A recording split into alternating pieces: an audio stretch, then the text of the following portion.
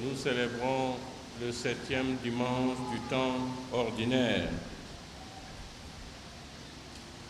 Notre Seigneur a initié son ministère en Galilée par la proclamation de la bonne nouvelle. Après avoir choisi ses disciples, il monte sur une montagne et il prononce un long discours.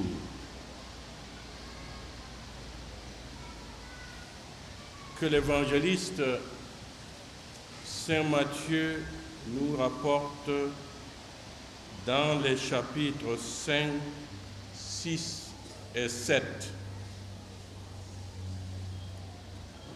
Dans ces 3 chapitres, notre Seigneur nous présente les exigences de l'Évangile, ce qui nous conduit à nous convertir, à changer de vie. Notre Seigneur nous explique que l'Évangile qu'il nous annonce, la bonne nouvelle, exige de nous plus de renoncement, plus de sacrifices, plus d'efforts. Et tout ceci pour nous permettre de le suivre, pour pouvoir répondre à son appel.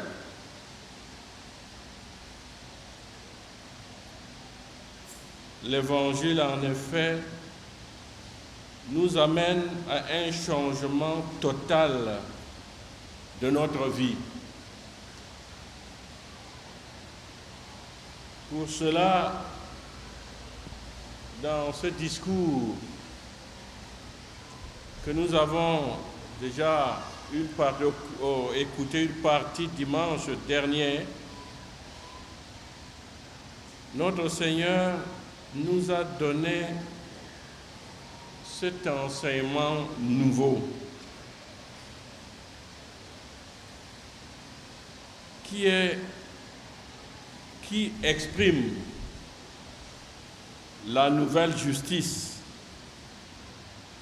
celle du royaume présent, du nouveau royaume.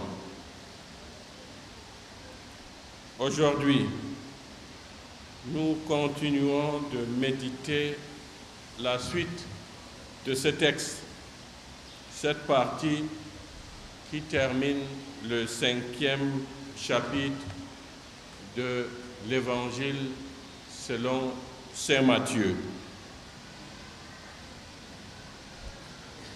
Dans le royaume nouveau, notre Seigneur nous demande de l'imiter,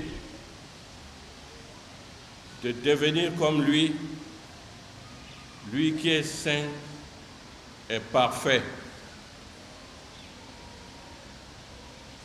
Et surtout, nous le voyons, cela nous renvoie au Père et nous imitons ainsi Dieu le Père en imitant notre Seigneur Jésus-Christ.